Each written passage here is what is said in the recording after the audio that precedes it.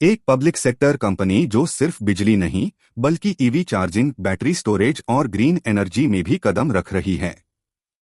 Company profile. NLC India LTD एक public sector company है। इसका मुख्य काम लिग्नाइट माइनिंग और पावर जनरेशन है। कंपनी लिग्नाइट के साथ साथ रिन्यूएबल एनर्जी, नवीकरणीय ऊर्जा से भी बिजली बनाती है। Stock performance. पिछले 3 सालों में स्टॉक केगर 45%, बेहतरीन रिटर्न। लेकिन पिछले 1 साल में -15% गिरावट। भविष्य की रणनीति और vision, future outlook, strategic vision. लक्ष्य 2030 तक एनएलसी इंडिया का लक्ष्य है कि वह एनर्जी सेक्टर में बड़ा खिलाड़ी बने। कंपनी थर्मल और रिन्यूएबल एनर्जी का 50-50 बैलेंस्ड पोर्टफोलियोज बनाने पर फोकस कर रही है। वित्तीय और ऑपरेशनल टारगेट्स 2030 तक। Total generation capacity 20,130 megawatt, thermal 10,020 megawatt, renewable energy 10,110 megawatt, thermal से भी ज्यादा। Lignite mining capacity 104.35 MTPA। Revenue target 37,000 रुपये crore. Profit after tax PAT 5,294 रुपये करोड़। एसेट बेस 1,59,746 रुपये करोड़। एबिटडा मार्जिन FY25 के 38.6% से बढ़ाकर 50.6% करने का लक्ष्य। कैपेक्स प्लान 1.16 लाख रुपए करोड़ अगले 5 साल। ग्रीन एनर्जी प्रोजेक्ट्स 41,599 रुपए CR। री projects 4,969 megawatts 22,072 crore rupees. Pumped hydro projects 1,600 megawatt 10,400 रुपए CR। थर्मल प्रोजेक्ट्स 49,981 रुपए CR। 3,400 मेगावाट नई क्षमता 48,837 रुपए CR। माइनिंग प्रोजेक्ट्स 14,199 रुपए CR। 44.25 MTPA कैपेसिटी 9,486 रुपए CR। डाइवर्सिफिकेशन प्रोजेक्ट्स 11,101 रुपए CR। ऑप्टूसैंड प्रोजेक्ट 3 रुपए CR। अन्य प्रोजेक्ट्स 11,098 रुपए CR। स्ट्रैटेजिक इनिशिएटिव्स और ग्रोथ ड्राइवर्स। थर्मल और mining operations. Ghatampur thermal power project 660 megawatt का यूनिट 1 चालू, पहला supercritical thermal operation. Coal block अधिग्रहण। Machhakata coal block 30 MTPA। New Patrapada south coal mine 12 MTPA। Critical minerals. Chhattisgarh में फॉस्फोसाइट और लाइमस्टोन ब्लॉक्स में bidding जीतकर प्रेफर्ड बिडर बने। पार्टनरशिप्स और एग्रीमेंट्स। एनटीपीसी के साथ 5 साल का coal supply MoU renewal. Odisha सरकार के साथ माइनिंग और पावर प्रोजेक्ट्स के लिए non binding MoU. Forward looking initiatives. Ghatampur project की पूरी तरह से कमीशनिंग। बड़े स्तर पर सोलर, वाइंड, पंप स्टोरेज विस्तार। बैटरी स्टोरेज, ईवी चार्जिंग और ग्रीन हाइड्रोजन पायलट प्रोजेक्ट पर काम। डाइवर्सिफिकेशन और नए business sectors. Critical minerals. Company phosphorite और लाइमस्टोन ब्लॉक्स की प्रेफर्ड बिडर बनी है। अभी ये G3 स्टेज एक्सप्लोरेशन की शुरुआती स्टेज पर हैं और प्रोडक्शन 5 से 6 साल बाद शुरू होगा। लाइमस्टोन का इस्तेमाल अपनी FGD यूनिट्स में होगा, बाकी का सेल किया जाएगा। IREL के साथ क्रिटिकल मिनरल्स में सहयोग के लिए MOU साइन किया गया है। नई technologies. Battery storage, EV charging, ऑप्टूसैंड और ग्रीन हाइड्रोजन में एंट्री। 4 मेगावाट का ग्रीन हाइड्रोजन पायलट प्रोजेक्ट चल रहा है, बाकी प्रोजेक्ट्स पर स्टडी जारी है।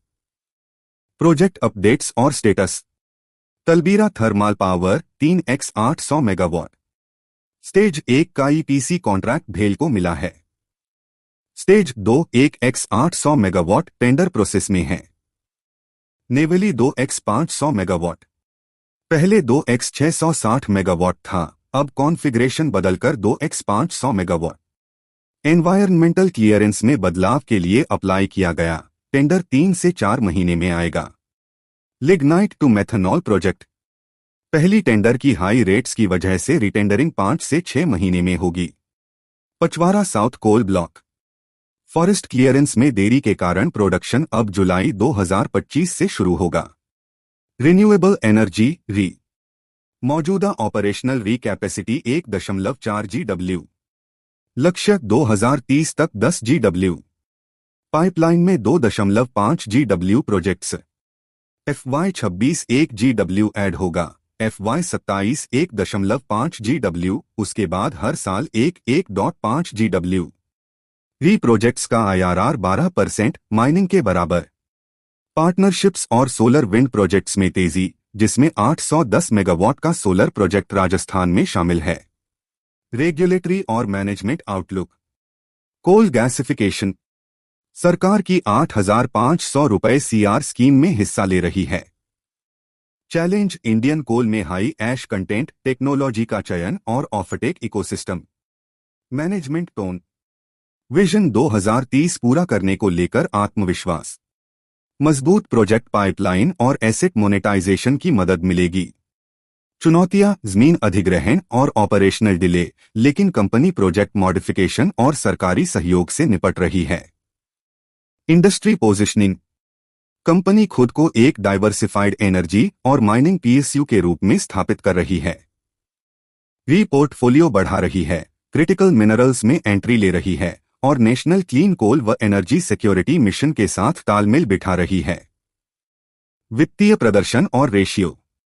सेल्स ग्रोथ पिछले 3 सालों में 8% केगर और पिछले 12 महीनों TTM में 20% ग्रोथ। पिछले 5 सालों में सिर्फ 8.16% की धीमी सेल्स ग्रोथ।